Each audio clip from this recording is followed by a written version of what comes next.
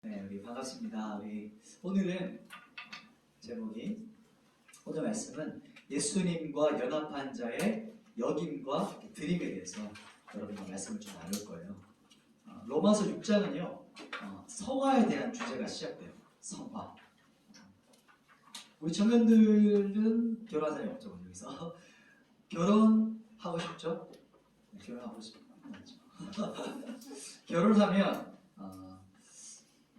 결혼하고 싶은데 결혼하면 행복할까요? 결혼만 하면 행복이 확 열릴까요? 그렇지 않죠. 행복한 결혼 생활을 위해서는 서로가 노력해야죠. 그죠? 서로가 노력하고 서로가 배려하고 그렇게 결혼을 만들어 가는 거죠. 결혼 생활을. 결혼식이라는 게 이제 거듭나는 거, 그러니까 믿음을 통해서 우리가 이롭게 된다는 거 많이 들었죠? 이롭게 된다는 것이 바로 결혼식과 같다면 무슨 말이냐면 남남이었던 두 사람이 이제 만나잖아요. 만나서 결혼을 해요. 그러면 두 사람이었는데 이제 두 사람이 어떻게 되죠? 한 몸이 돼요. 하나가 된다는 거예요. 하나가 된다. 이게 바로 우리 로마서를 이제 3장 이후부터 쭉 우리가 6장까지 이제 오기 전까지 5장까지 했던 이야기가 이 결혼에 대한 이야기. 예수님하고 결혼식이 시작되는 거에 대한 이야기였다면 이제 6장부터는 결혼 생활에 대한 이야기가 시작돼요. 예를 들면 이런 거죠. 결혼식 하면 어때요? 끝인가요? 결혼식 하고 나면 그 다음부터 뭐가 열리죠 이제? 결혼 생활이죠. 그죠? 그래서 진짜 행복한 생활을 위해서는 결혼식도 중요하지만 오히려 생각해보면 결혼식보다 더 뭐가 중요할까요? 결혼 생활이 더 중요한 거죠. 그렇게 해야 진짜로 가정 안에 행복하고 기쁜 그 결혼 생활이 시작되잖아요. 그런 것처럼 왜냐하면 결혼하고 나서 끝나는 게 아니고 그냥 서로가 다른 배경에 살았어요. 너무 다르게 어떤 배경도 달랐죠. 상황도 달랐죠. 각자마다의 가치관을 다르게 살았다가 그냥 결혼만 했다고 100% 맞는 사람이 있겠어요? 그게 더 이상하겠죠. 그렇죠? 계속해서 맞춰가는 게 바로 결혼 생활이라고 하거든요. 행복하려면 이제 결혼식보다 뭐가 더 중요하다고요? 결혼 생활이 더 중요해요. 이제 6장 이야기가 이제 이 6장부터 쭉 나오는 이야기가 바로 결혼 생활에 대한 말씀을 여러분하고 나눌 거예요. 오늘은 이 세 가지 키워드가 있어요. 세 가지의 핵심적인 키워드가 세 가지 있는데 이 단어를 중심으로 여러분과 함께 나눠볼 거예요. 청년들은 교회 다니는 거 좀 어때요? 교회 생활하는 거. 신앙생활이라고 하죠. 행복하신가요? 행복한 신앙생활 하려면 예수님 믿는 게 너무 행복하고 또 예수님과 함께하는 황홀한 신앙생활을 하려면 뭐가 중요할까요? 이제 결혼 생활이 중요한 거예요. 이제 신앙 생활이 이제 포커스를 맞추는 겁니다. 그 이야기가 이제 로마서 6장부터 쭉 8장까지 넘어가면서 이야기가 될 거예요. 오늘 본문에서 핵심 키워드가 세 가지인데 그게 뭐냐면 첫 번째는 연합하다는 거예요. 연합하다는 말 들어봤어요? 영어로 보면 unite라고 하는 이제 묶이는 걸 말해요. 이런 연합되는 거. 묶는 거죠. 연합되는 거. 이게 첫 번째고요. 두 번째는 여기라라는 겁니다. 여기라. 그리고 세 번째는 들이라라는 이 세 가지의 핵심 키워드가 오늘 본문 전체를 쫙 관통해서 그걸 보면서 여러분과 말씀을 좀 나누고 싶어요. 그렇다면 첫 번째 우리 말씀을 한번 볼게요. 우리 3절 말씀인데요. 로마서 6장 3절 말씀을 같이 읽어보도록 합시다. 우리 함께 읽겠습니다. 시작! 무릇 그리스도 예수와 합하여 세례를 받은 우리는 합하여 세례를 받을 줄을 알지 못하느냐. 아멘. 보세요. 거듭났다는 말 제가 자주 사용했어요. 거듭난다는 말은 여기서 보면 예수님과 어떻게 한 걸까요? 합하였다 이 뜻이에요.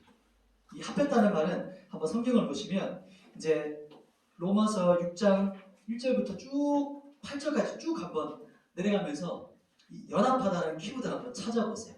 동일한 맥락의 단어가 어디 있나? 자, 쭉 성경 볼까요? 3절에 뭐가 나와요? 그렇죠. 합하여. 그리고 또 뭐가 나와요?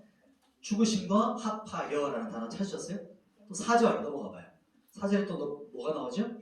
죽으심과 합하여. 그 다음에 함께라는 단어 찾아봤나요? 자, 5절. 5절에는 두 번이나 나오죠. 뭐가 나와요? 연합하다. 그죠? 연합한 단어 두 번이 나오죠. 6절을 보세요. 6절에 또 뭐가 나와요? 6절에 함께, 그렇죠. 함께라는 말이 또 나오죠. 8절에 마지막 한 번 더 보세요. 8절은 또 어디 있을까요? 함께가 두 번이나 나오죠. 이게 바로 1절부터 8절까지 쭉 이렇게 하나로 이렇게 키워드가 꿰뚫어져요. 어떤 단어가요? 연합하다. 연합하다.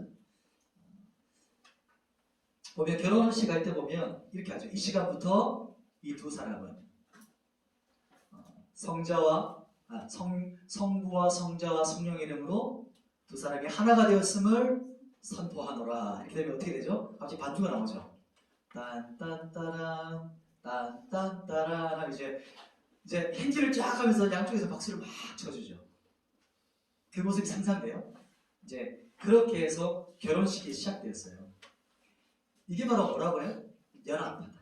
이게 연합했다는 뜻이에요. 이게 연합하다는 말이 조금 어렵지만 상상하면, 그러니까 예를 들면 결혼을 하는 거예요. 결혼, 연합했다.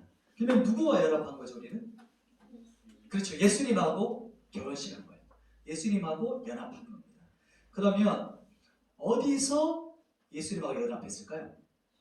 그게 볼까요? 6절 말씀. 6절에 나옵니다. 6절 같이 한번 읽겠습니다.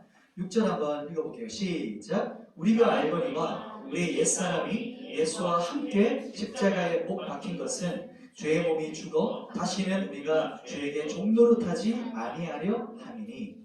아멘. 함께 어디서죠? 십자가에서 연합했어요.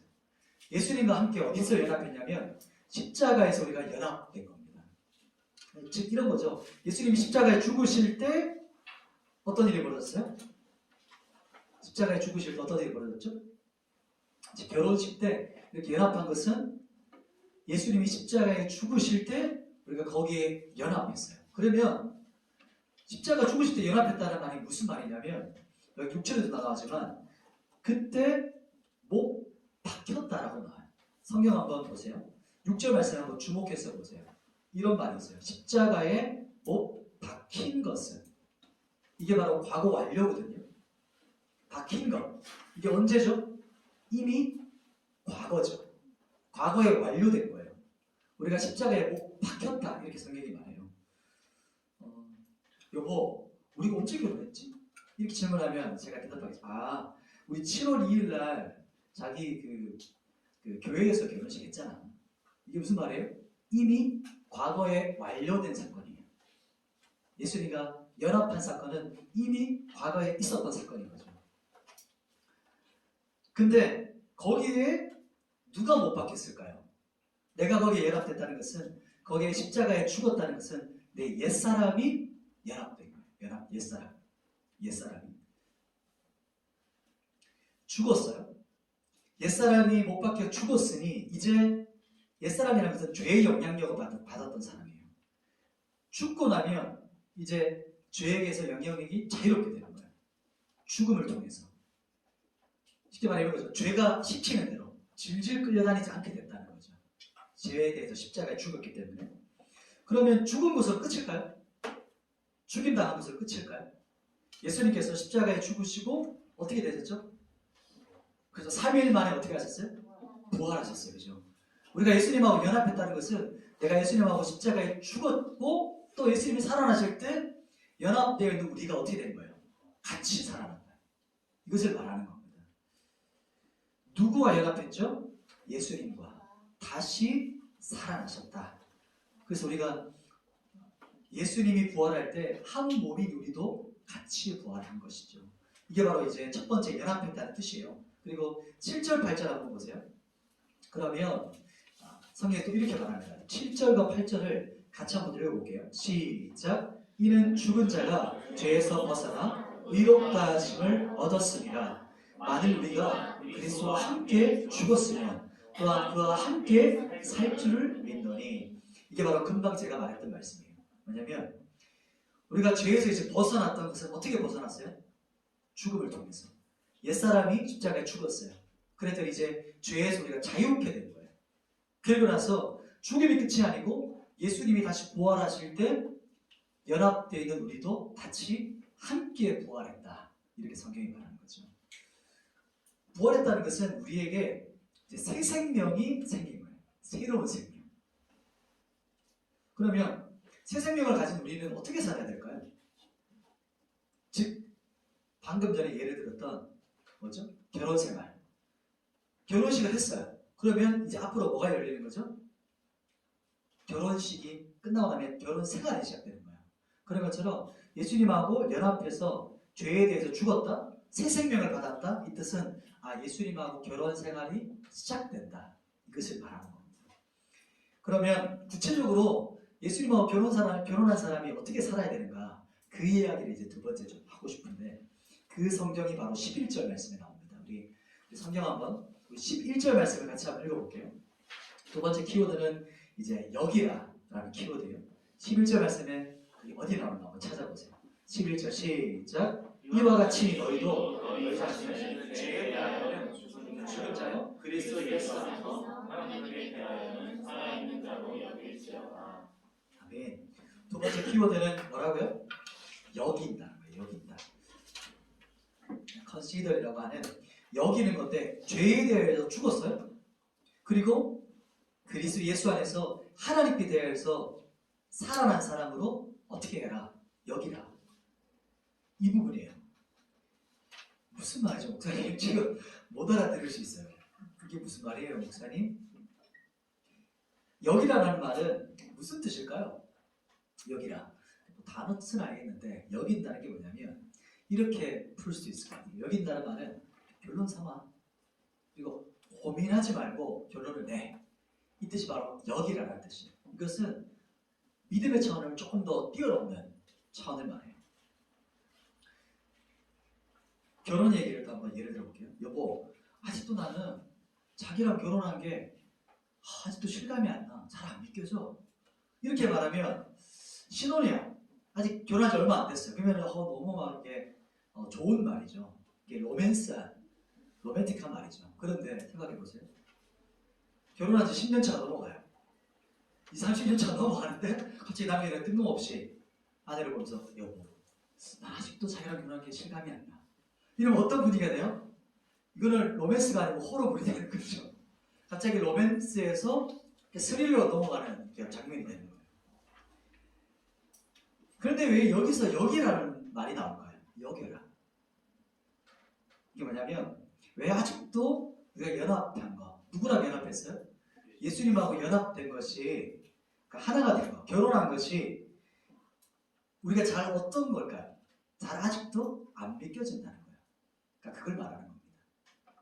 그러니까 신앙생활하는 사람에게 이게 누구나 이제 닥쳐오는 딜레마가 있어요. 뭐죠? 여러분 이런 혹시 고통 혹은 또 고민 이렇게 해본 적 없는지 모르겠어요. 나는 죄의 노예가 아닌 거 알겠는데 다 이해했잖아요. 난 더 이상 죄의 노예가 아니야. 알겠는데 여전히 내가 죄를 지어요. 그때 너무 갑자기 뭐지 이게? 나는 의롭게 됐다고 했는데 나는 예수님을 믿는데 왜 또 죄를 지었지? 처음에는 이렇게 좀 뭐랄까 충격적으로 받아들여요. 내가 왜 이러지?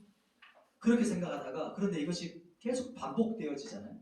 쳇바퀴 돌듯이 반복되어지면 어떻게 돼요? 무뎌지죠. 무뎌지면서 익숙해져요. 그리고 이제는 나를 보지 않고 이제 주변을 보기 시작해요. 저 언니도 뭐 비슷한 것 같은데 저 형 나보다 더 심한 것 같은데? 이렇게 다 이렇게 그리스도인이 되는 거지. 다 이렇게 신앙생활 하는 거지 뭐. 그렇게 하고 익숙해지고 매너리즘에 빠지게 돼요. 그런데 여기서도 끝나지 않고 더 나가는 사람도 있어요. 그냥 포기해버려요. 나는 원래 이런가 보다. 나는 어쩔 수 없나 보다. 그냥 낙심하고 포기해버릴 수도 있어요. 이 정도까지는 양반이에요. 더 극단적으로 나가면 어떻게 될까요? 애당초 나는 구원받은 적이 없나 보다. 내 믿음 가짜야. 그렇게 하면서 자기 믿음조차 어떻게 해요? 부인하는 일이 벌어지게 돼요. 이게 완전 끝까지 가는 거거든요. 그러면 우리 청년들 하나님이 이렇게 우리가 고통받고 혹은 딜레마라고 하잖아요. 이런 어떤 것을 모르셨을까요? 하나님 아셨을까요? 모르셨을까요? 뭔가 아셨을 거라고 대답을 해야 될 것 같은데 우리 현실은 아셨는가? 진짜인가? 이렇게 질문이 될 수 있어요. 그게 바로 성경에서 나와요. 성경 오늘 본문의 12절이에요. 12절 말씀을 같이 한번 읽어볼까요? 12절 같이 한번 읽습니다. 시작. 그러므로 너희가 제가 너희 죽을 몸을 지배하지 못하게 하여 몸의 사역에 순종하지 말고. 아멘. 12절 보면 이렇게 말하죠. 그러므로, 쉽게 말하면 그러니까 죄의 도구가 되지 마. 이렇게 성경이 말하는 거예요. 죄에게 너 가스라이팅 당하지 마. 사탄에 너 그렇게 조종당하지 마. 원수에게 끌려다니지 마. 이렇게 성경이 말하는 거예요. 청년들을 향해서 성경이 이렇게 말하는 거예요. 우리에게 너 멱살 잡혀가지고 질질 끌려다니면서 그렇게 고통스럽게 있지 마. 이렇게 우리에게 하나님께서 말씀하시는 거죠. 결혼 생활을 본다면 이런 거죠. 결혼 생활 파탄 나지 않으려면 어떻게 해야 돼요? 그게 바로 두 번째 키워드예요. 여기는 겁니다. 여기라. 뭘 여기는 걸까요? 목사님 여기는데 뭘 어떻게 여기라는 거예요, 목사님? 제가 한 가지 이야기를 좀 드리고 싶은데 그 이야기를 통해서 한번 발견해 보세요. 보면 제가 대학 1학년 때인가 2학년 때 읽었던 소책자, 조그마한 손바닥만한 소책자가 이야기가 있었어요. 그게 뭐냐면 거지인가 왕자인가라는 그 소책자 읽으면서 떠올랐던 생각이었는데 그 예화가 하나 있어요. 저거랑 조금 다른 예화기도 한데 한번 들어보세요. 이런 거예요. 원래 왕자였던 사람이 있었어요. 근데 악이에요, 악이. 깐난애기였어요. 근데 그 왕국에 엄청난 사건이 일어나면서 이 왕자가 도망을 가게 되는, 피신가게 되는 일이 벌어졌는데, 그런데 사고로 인해서 이 왕자가 거지에게 맡겨진 거예요. 버려진 거죠, 완전히. 그래서 평생을 거지로 살았어요. 근데 어느 날 이 왕이 이 사건의 전말을 알고 나서 이 왕자를 다시 찾아요. 찾아낸 거죠. 다시 어떻게 했을까요? 왕국으로 들어오게 됐어요. 이 거지로 살았던 왕자가.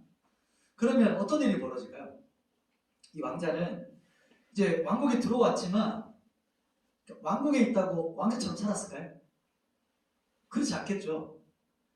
이 거지는 거지가 왕자죠. 거지인 왕자는 돌아왔는데도 자기가 편한 게 좋은 거야. 뭐가 편해요?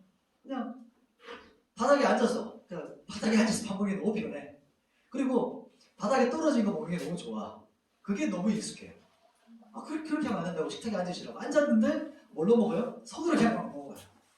그렇게 하면 안 되죠. 왕국의 법칙이 있잖아요. 그래서 포크부터 시작해서 숟가락, 포크가 막 쫙 있잖아요. 나이프도 시작해서 이것들을 지켜가야 되는 거예요. 그러니까 너무 복잡한 거야. 이 거지로 살았던 왕자는 하나씩 규칙을 지켜가는 게. 이렇게 하나씩 왕국의 또 복도가 얼마나 많겠어요. 근데 이 거지 왕자는 이게 너무 불편한 거죠. 왜 그렇죠? 예전에 살았던 그 습관과 습성이 몸에 배어있는 거예요. 그게 편한 거예요. 그리고 안 씻는 거, 그리고 그 사람이 하는 말투, 왕국에서 쓰는 말투가 아니겠죠. 그리고 그 사람이 갖고 있는 자세, 모든 생각들, 모든 행동들이 다 그런 거예요. 왜 그렇죠? 옛 습성 때문에 그런 거죠. 이야기 들으면서 혹시 뭔가 떠올랐어요? 옛날 거지로 살았던 그 습성대로 그냥 왕궁에서도 어떻게 살아가요? 똑같이 살아가는 거예요. 방금 말한 거지 왕자처럼 예수님 안에서 사는 자로 여기라는 것은요, 예수님 안에서 내가 어떻게 된 거예요? 거듭났다는 것은 무슨 의미냐면 내 신분이 어떻게 된 거예요? 바뀌었다는 거예요. 내 신분이 이제 더 이상 내가 거지가 아닌 거예요. 왕의 아들인 거예요. 신분이 바뀐 것을 말하는 거예요. 이것을 결론 삼아 이렇게 성경이 말하는 거죠. 나는 더 이상 거지가 아니야. 나는 하나님의 자녀, 왕의 아들이야. 이게 바로 여기라는 거예요. 근데 내 생활과 말투와 모든 것들은 뭐 어때요? 거지가 돼. 그러나 내 신분은 왕의 자녀예요. 이게 바로 여기라는 뜻입니다. 그래서 신분이 바뀌었다. 나는 더 이상 뭐가 아니다? 사탄의 노예가 아니야. 하나님의 자녀가 되었다. 이게 바로 여기라는 뜻이에요. 그리고 나서 우리가 딜레마에 빠지는 것은 우리 모습이 아직 좀 미완성이기 때문이에요.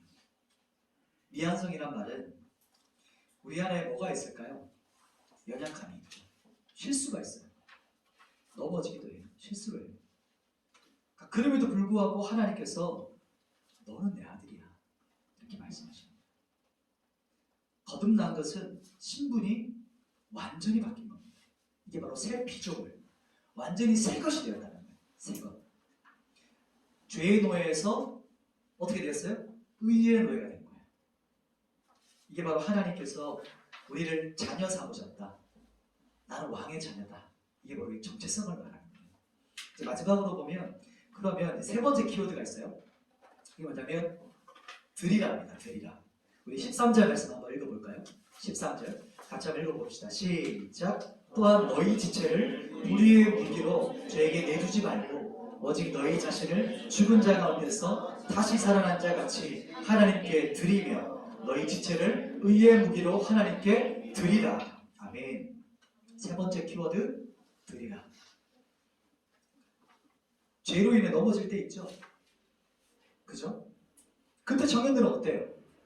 우리 청년들은 어때요? 제때 죄를 짓고 넘어졌어요. 또 자빠졌어요. 그때 어떤 마음이 드나요? 느낌이 드나요? 난 진짜 안 되는 놈인가 보다. 나 같은 사람이 무슨 리더야? 나 같은 놈이 무슨 그리스도이냐? 이렇게 혹시 포기각을 찾고 있는 사람 없어요?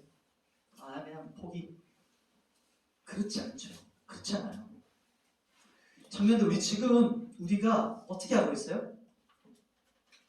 자라가고 있는 중이에요. 나는 어떻게 하고 있다고요? 자라가고 있는 중이에요. 보면 공사 중이라고 적혔죠. 저게 암호 같은 글자인데 공사 중이에요. 돌아가시오. 공사 중. 한 20년 전에 쓰였던 단어였어요. 우리는 지금 뭐 하고 있어요? 우리 내부적인 공사가 진행 중이에요. 계속해서. 연약한 겁니다. 예를 한번 들어볼게요. 우리 아기들이 걸음마 배울 때 있죠. 아기들이 보면 아기들이 이제 걸음마 뗄 때 있거든요. 걸음마 떼면 그때 부모님들이 어떻게 할까요? 걸음마를 이제 아기가 떼고 있어요. 그럼 부모님들이 이렇게 말하는 부모님 있을까요? 자, 시작해봐라. 내가 너한테 투자한 게 얼마인데, 내가 너를 얼마나 열심히 키웠는데, 잘 한번 물어봐. 자빠져 주고 이렇게 하는 부모가 있을까요? 그런 부모 아무도 없죠. 부모님이 어떻게 할까요?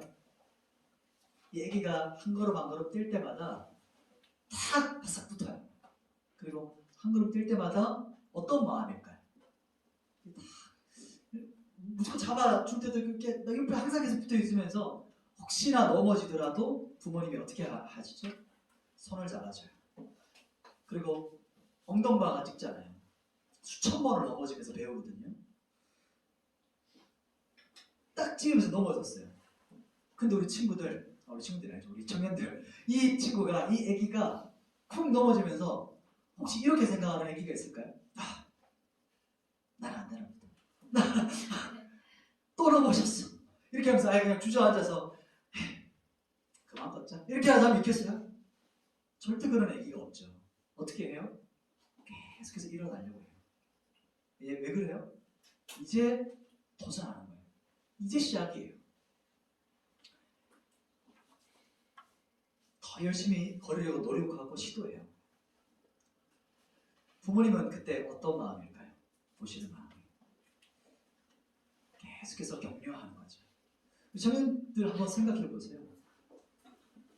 넘어지고 혹시 이곳에 죄를 짓거나 혹시 낙심했거나 자빠져 있거나 뭔가 자기 자신에게도 내가 너무 그렇게 보여. 혹시 그런 어떤 자포자기한 청년 없습니까? 내가 또 회개하면 뭐해? 또 죄 지을 거. 내가 이렇게 하면 뭐해? 또 똑같은데. 이런 어떤 딜레마 있는 친구 없어요? 그건 어떤 거냐면 지금 엉덩방아를 딱 찍었어요. 그리고 어떻게 있는 거예요? 안 일어나? 일어나면 또 넘어질 걸. 이렇게 하는 거 똑같은 거예요. 이해가 돼요? 이 시간대도 이렇게 와요. 이게 중요한 거라고 이렇게.